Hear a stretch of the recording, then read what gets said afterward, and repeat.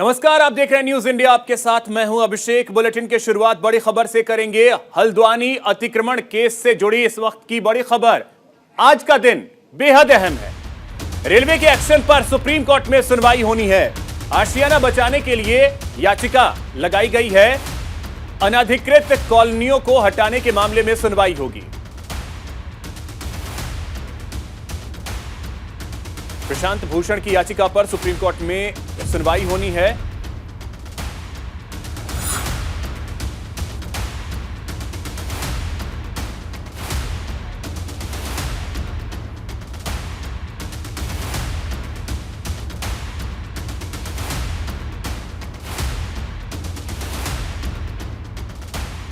ये बड़ी खबर आपको बता दें, हल्द्वानी का यह मामला अब दिल्ली तक पहुंच चुका है।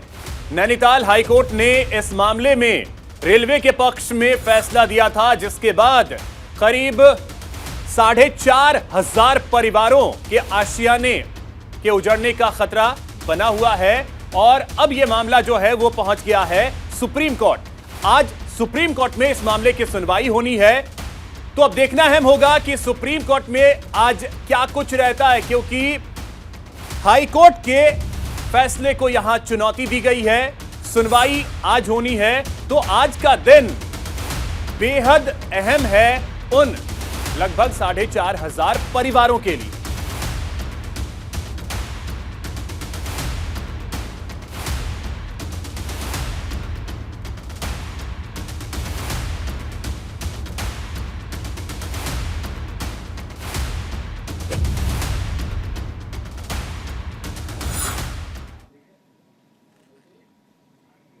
तो चलिए ग्राफिक्स के जरिए भी कुछ चीजें आपको बताने की कोशिश करते हैं कि यह मामला किस तरीके से रहा है, और साथ ही साथ बड़ी खबर जो है आज सुनवाई होनी है। तो चलिए आपको बता दें कि जमीन विवादित है।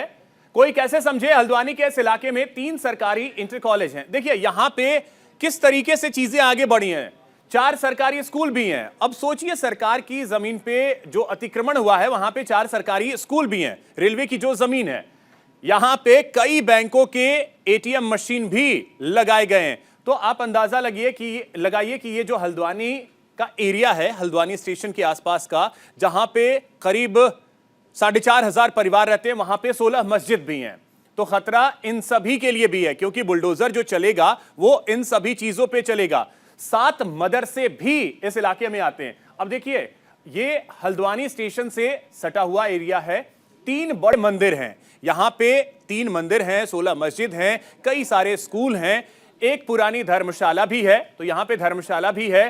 तो जमीन का जो ये विवाद है वो काफी पुराना भी है। और अब स्थिति ये है कि यहां पे ये चीजें हैं, बुलडोजर इन सभी पे चलने का खतरा है। एक पुरानी धर्मशाला है, स्कूल्स हैं, यहां पे मदरसे हैं, इन सभी पे बुलडोजर चलने का खतरा लगातार बना हुआ है।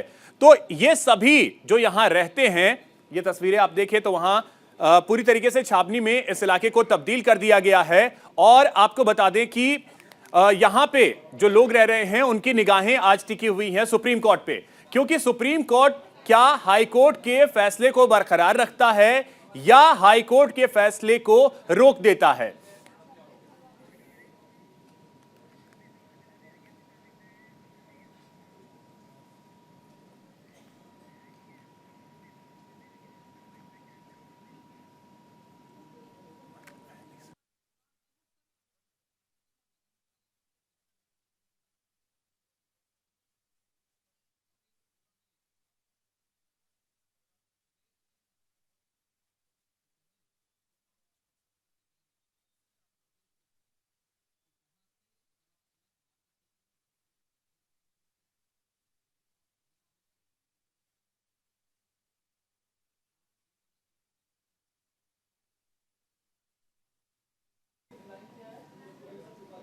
तो आपको बता दें कि हल्द्वानी रेलवे स्टेशन के नजदीक जो ये एरिया है, वहां की तस्वीर भी हम आपको दिखा रहे हैं। लोग अब सड़कों पर हैं। और सबसे बड़ी बात है कि यहां पे लंबे वक्त से लोग रह रहे हैं। कई लोगों का यह दावा है कि यहां हम पिछले 100 सालों से रह रहे हैं, यानी उनकी 3 से 4 पुश्तें यहां पे अपना जीवन गुजार चुकी हैं।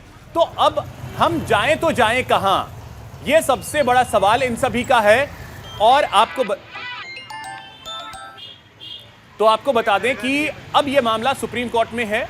इंतजार है आज सुप्रीम कोर्ट में सुनवाई होने का कि सुनवाई के बाद क्या कुछ चीजें निकलकर आती हैं। क्या नैनीताल हाईकोर्ट के फैसले को रोक दिया जाता है, उस पे स्टे सुप्रीम कोर्ट की तरफ से लगाया जाता है, या उस फैसले को बरकरार रखा जाता है। अगर फैसला बरकरार रहा तो यहां पे बुलडोजर चलेगा।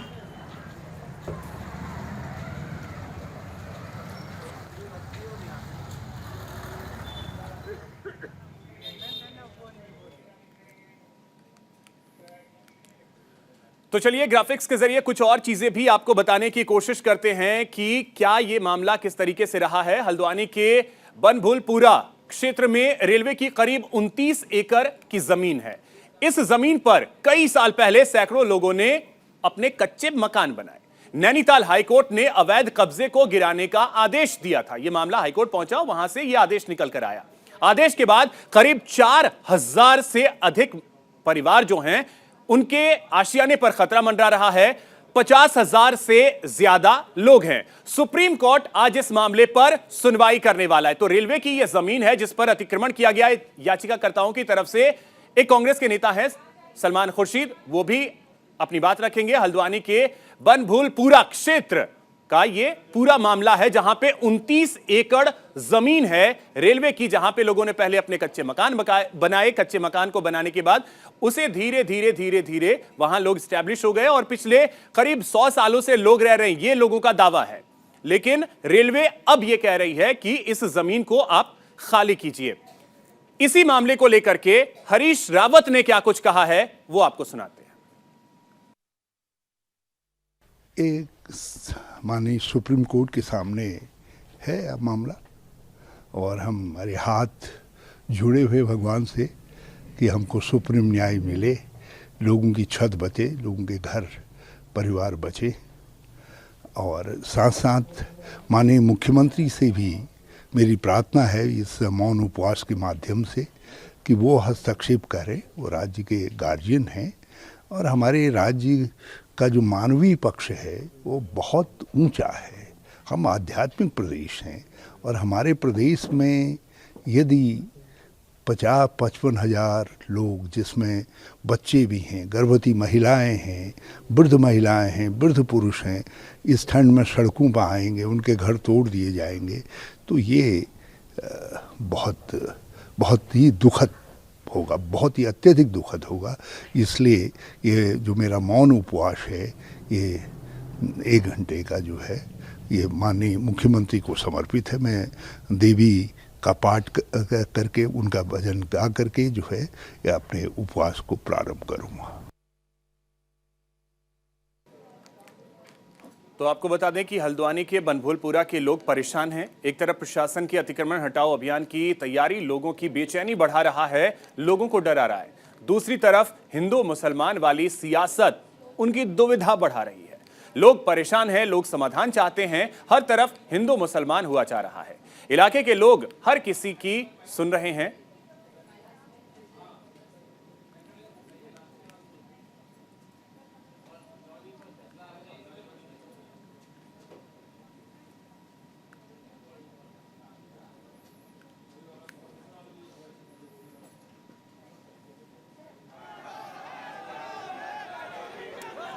तो आपको बता दें कि हल्द्वानी का ये मामला जो है वो सुप्रीम कोर्ट में है और पूरे देश की निगाहें, क्योंकि करीब 50,000 लोग यहाँ रह रहे हैं, लंबे वक्त से रह रहे हैं, लेकिन ज़मीन रेलवे की है।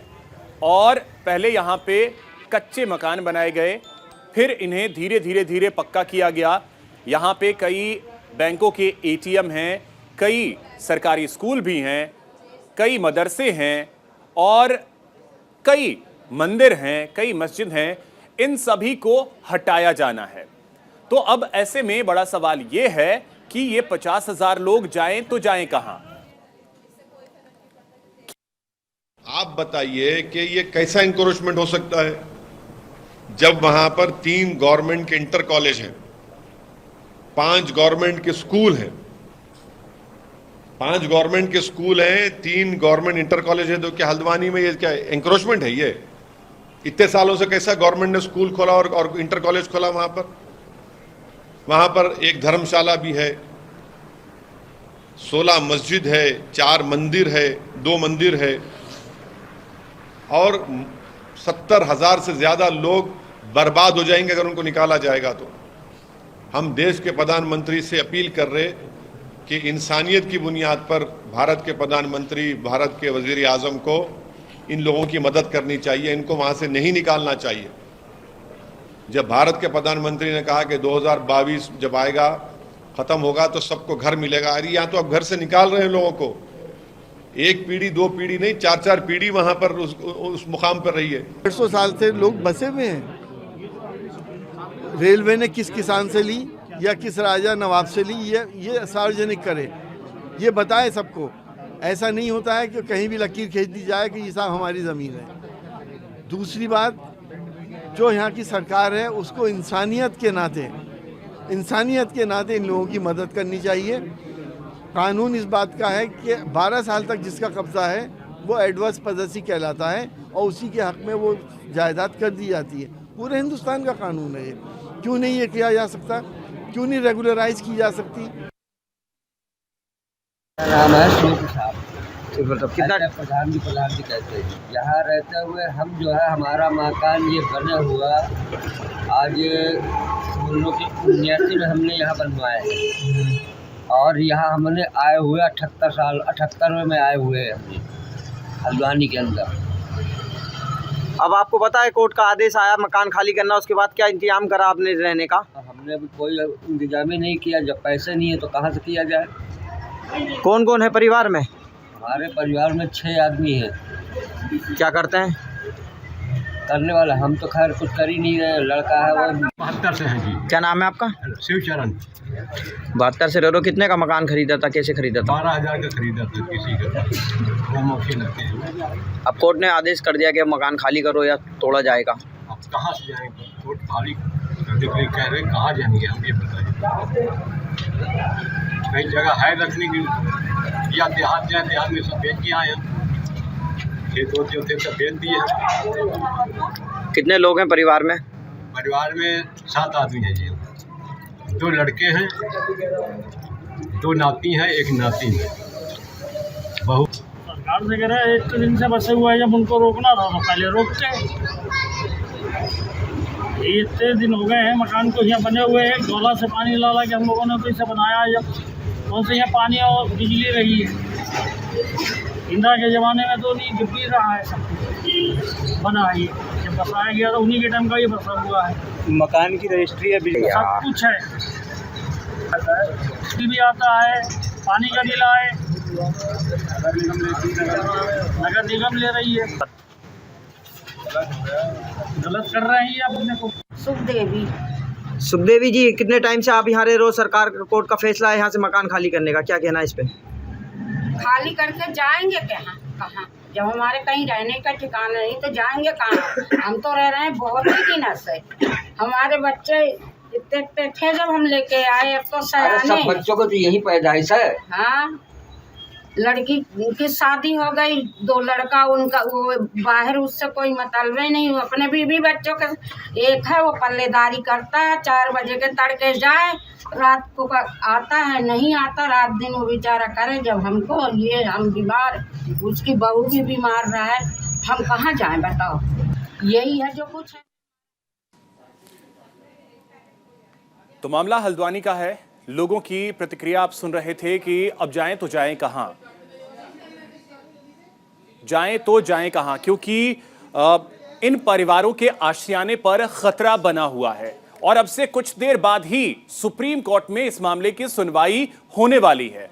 तो आपको बता दें कि यह करीब 29 एकड़ जमीन है और कुछ ही देर में सुप्रीम कोर्ट में इस मामले की सुनवाई होनी है। ये तमाम लोग जो हैं वो सड़क पर हैं क्योंकि इनका आशियाना उजड़ने वाला है।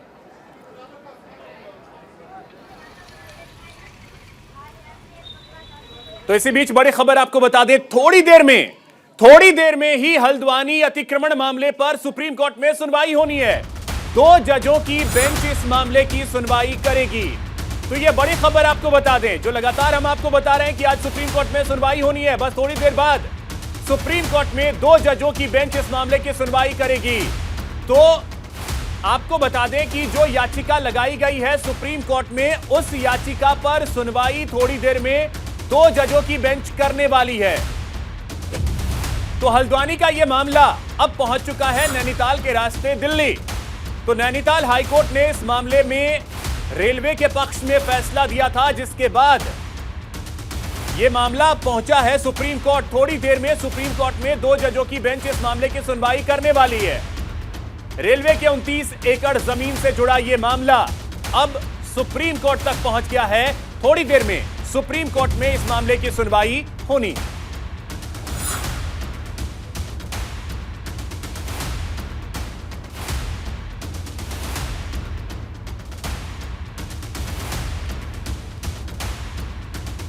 इस वक्त की बड़ी खबर आपको बता दें, हल्द्वानी का यह मामला जो अब सुप्रीम कोर्ट में है, सुप्रीम कोर्ट में अब से कुछ देर बाद ही सुनवाई होनी है। 2 जजों की बेंच इस मामले की सुनवाई करेगी।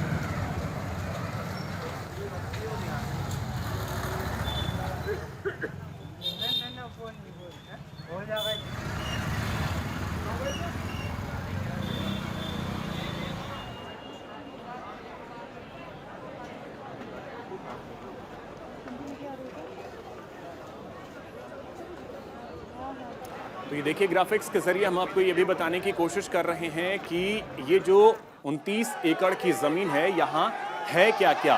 खास करके अगर इन चीजों की बात कर ली जाए, यहाँ 3 बड़े मंदिर हैं। इसके अलावा अगर बात की जाए तो यहाँ पे एक पुरानी धर्मशाला भी है, जिसको लेकर के अभी हमने आपको सुनवाया भी कि असदुद्दीन ओवैसी क्या बोल रहे थे। तो यहाँ पे एक पुरानी धर्मशाला है। 3 मंदिर के बारे में हमने आपको बताया कि 3 बड़े मंदिर यहाँ पर हैं।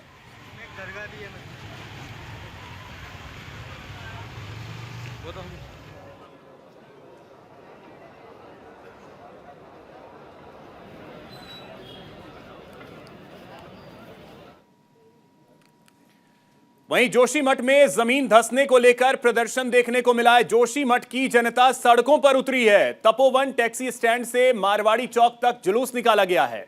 उत्तराखंड सरकार के खिलाफ जमकर नारेबाजी की गई है। जल विद्युत परियोजना एनटीपीसी वापस जाओ के नारे लगाए गए हैं। यह बड़ी खबर आपको बता दें, जोशीमठ जहां पे जमीन धंसने को लेकर बड़ी खबर यह है कि यहां पे लोगों ने प्रदर्शन किया है और मशाल लेकर लोग सड़कों पर उतरे हैं और उन्होंने जमकर नारेबाजी की है। इसी को लेकर के उत्तराखंड के मुख्यमंत्री पुष्कर सिंह धामी ने भी अपनी बात रखी, जिसमें उन्होंने कहा कि सर्वे का काम चल रहा है। लोगों की समस्याएं यहां पे लंबे वक्त से चल रही हैं, क्योंकि यहां पे भूमि धंसने की वजह से मुश्किलें पैदा हुई हैं।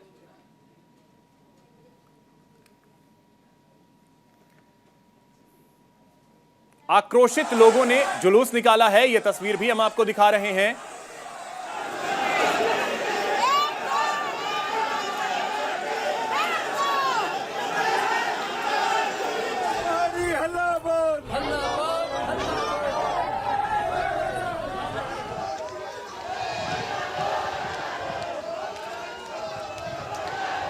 तो देखिए, जुलूस निकाला गया है। यहां पे एनटीपीसी परियोजना वापस जाओ के नारे लगाए गए हैं।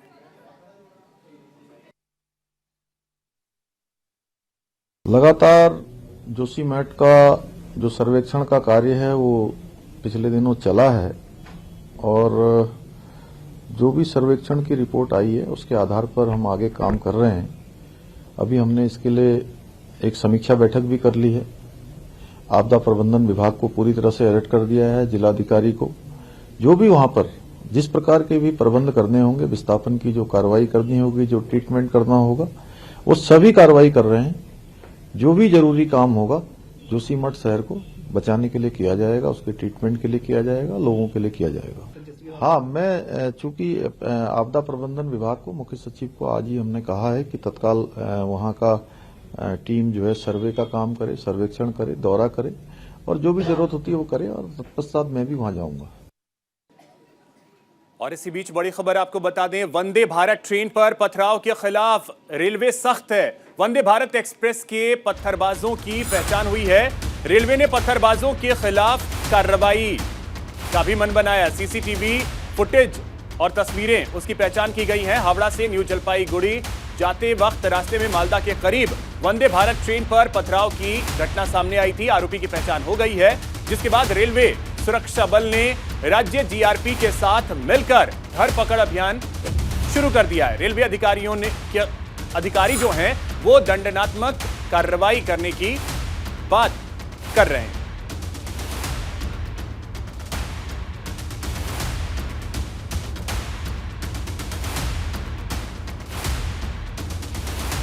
तो वंदे भारत ट्रेन जिस पे पथराव की खबर आई थी, तो पथराव के आरोपियों की पहचान कर ली गई है। सीसीटीवी फुटेज खंगाले गए और उनकी पहचान कर ली गई है। वंदे भारत एक्सप्रेस ट्रेन पर पथराव किया गया था और आपको बता दें कि इसके बाद अब कार्रवाई की तैयारी है।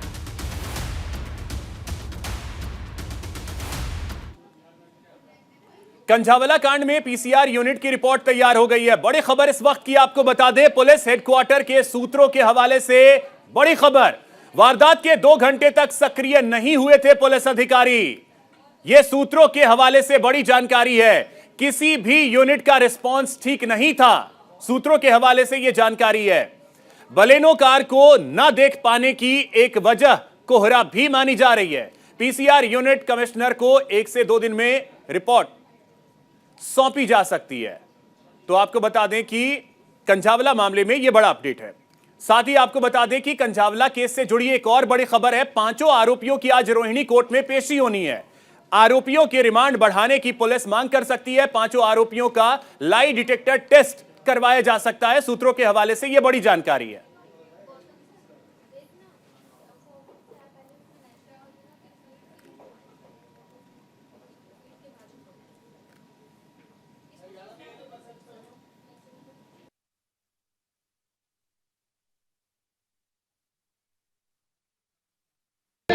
मैम, पुलिस वालों की भी लापरवाही की बात जो सामने आ रही है उसको लेकर सारे एस्पेक्ट्स को एग्जामिन किया जा रहा है। इंक्वायरी जब खत्म होगी तो रिपोर्ट सबमिट मैम, कब तक रिपोर्ट आप दे देंगे एमएचए को अपनी? अभी तो सारी चीजें एनालाइज करने, आपके जितने भी सवाल है, मीडिया भी जो उठा रही है, हाँ, उन सबको अच्छी तरह से इंक्वायर किया जाएगा, उसके बाद रिपोर्ट सबमिट करेंगे। फिलहाल इस बुलेटिन में इतना ही। नमस्कार।